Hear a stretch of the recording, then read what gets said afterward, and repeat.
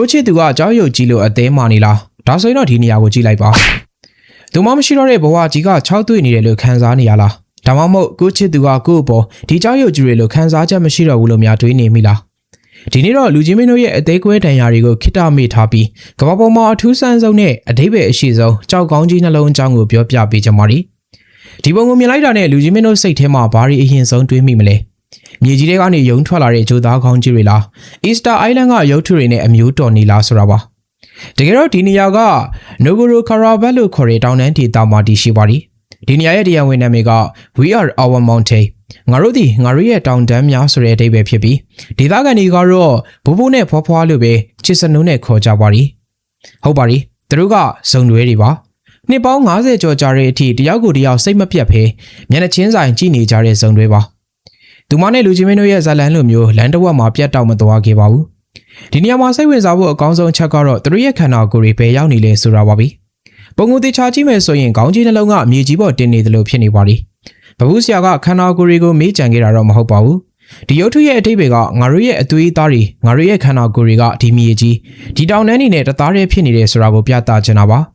ဆိုလိုတာကတော့သူတို့မှာခြေထောက်တွေမပါဘူးဒါကြောင့်ဒီနေရာကိုစွန့်ခွာပြီးဘယ်မှထွက်ပြေးလို့မရပါဘူးဒီသဘောတရားကလူကြီးမင်းတို့ကိုထားခဲ့တဲ့သူတွေနဲ့တော့လက်ချစီပါပဲ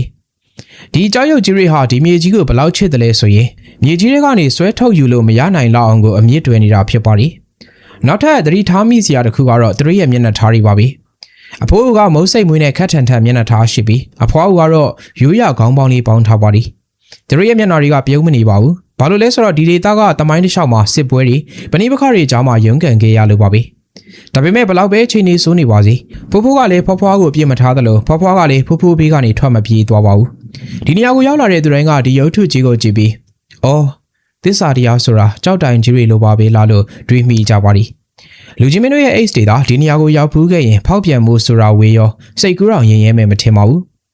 ပုံထဲမှာမြင်ရတဲ့နောက်ထပ်အလားတရားတစ်ခုကတော့ရှေ့မှာခင်းကျင်းထားတဲ့ကော်စောတွေပါပဲ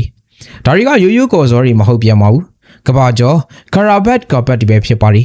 ဒီနေရာကအမျိုးသမီးတွေဟာသူတို့ရဲ့ခံစားချက်တွေသူတို့ရဲ့တမိုင်းချောင်းတွေကိုဒီကော်စောပေါ်မှာရက်လုပ်ကြပါလိကော်စောတစ်ချက်ချင်းစီတိုင်းမှာပုံမြင်တစ်ပုတ်စီရှိတတ်ကြပါလိရှေ့မှာရိုးရာဝစ်ဆောင်ဝစ်ထားတဲ့အမျိုးသမီးလေးတွေကိုကြည့်လိုက်ရင်လေဒီဒေသရဲ့ယဉ်ကျေးမှုဘလောက်တောင်ခိုင်မာအားကောင်းလဲဆိုတာမြင်ရမှာပါကြောက်တိုင်ကြီးတွေရဲ့ရောင်စုံကော်စောတွေရဲ့တောင်တန်းပြပြတွေရဲ့ပေါင်းစပ်လိုက်တဲ့အခါဒီနေရာဟာကမ္ဘာပေါ်မှာဓာတ်ပုံရိုက်လို့အကောင်းဆုံးနေရာတွေကတစ်ခုဖြစ်လာပါလိညီကုန်းကျောင်းနေနဲ့ပြောရမယ်ဆိုရင်တော့လူကြီးမင်းအနေနဲ့ကမ္ဘာအနှံ့ခရီးထွက်ဖို့စိတ်ကူးရှိတယ်ဆိုရင်ဒါမှမဟုတ်ကိုယ့်ရဲ့ချစ်သူနဲ့လက်တွဲမဖြုတ်စရန်ဂရီတွေပေးခြင်းနဲ့ဆိုရင်တော့ဒီဖိုးဖိုးနဲ့ဖွားဖွားရုပ်ထုကြီးစီကိုတစ်ခေါက်လောက်သွားလေသင့်ပါလိဒီနေရာကလူတွေနဲ့ဝေးတဲ့တောင်တန်းဒေသမှာရှိပေမယ့်သူတို့စီမှာရှိတဲ့တန်ရောစင်ကတော့လူတွေမှာရှိတဲ့တန်ရောစင်ထက်အများကြီးပိုနဲ့ရှိုင်းပါလိတကယ်လို့များလူကြီးမင်းကအသေးကွဲနေတဲ့သူဆိုရင်တော့ဒီနေရာကိုသွားပြီးငါချစ်ကမင်းတို့ထက်ပူခိုင်မြဲပါလေကွာလို့ကြွေးကြော်နိုင်တယ်လို့ပြန်မလာတော့တဲ့သူမကိုရည်စူးပြတော့လေကြောက်တိုင်ကြီးတွေရှေ့မှာမျက်ရည်လက်ဆောင်သွားပေးလို့ရပါလိကဲဒီနေရာလေးကြောင်းကြည့်ပြီးတော့လူကြီးမင်းတို့ရဲ့စိတ်ထဲမှာဘာတွေခံစားရလဲ